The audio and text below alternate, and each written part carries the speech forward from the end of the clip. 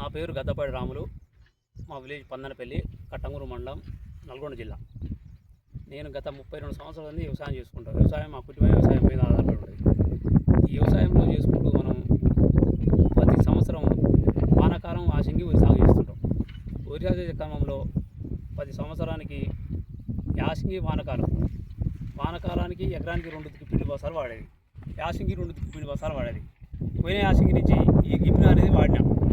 ఒకటే ఎకరానికి ఒక దుక్కిపిండిలో ఈ గిప్పిని ఒకటి కలిపి చల్లాం. దానివల్ల వరిసేను మంచిగా తొందరగా వేరుకుంది. ఏరుకున్న తర్వాత కూడా పిలకలు అధికంగా రావాల్సి వచ్చింది. పిలకలతో పాటు తెగులు కానీ మళ్ళీ ఈ రోగం కానీ రాలేదు. వాస్తవానికి నేను గతంలో ఎప్పుడైనా 2 నుంచి 3 సార్లు 4 సార్లు మందు కొట్టేది. ఈసారి 2 సార్లు మందు కొట్టవలసి వచ్చింది. ఎందుకంటే వేపు వరిసేను పంచుకుంది, అందులో ఒకటి పిలకలు వచ్చినాయి, చీడపీడ ఏది కనపడలేదు. దానివల్ల రైతులకు మంచి ప్రయోజనం ఉంటుంది.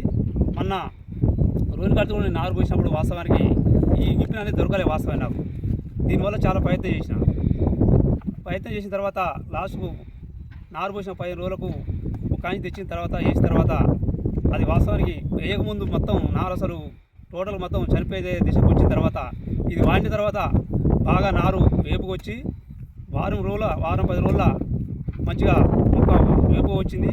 6 ఎకరాలకు నాటేయడం జరిగింది. కాబట్టి రైతులందరూ కూడా దీన్ని తప్పకుండా వాడాలి.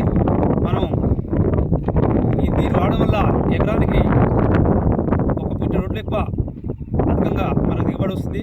కాబట్టి దీనికి మంచి మేలు ఉంది. దీనివల్ల రైతులందరూ కూడా యూజ్ చేసుకోవాలని కోరుకుంటున్నాం.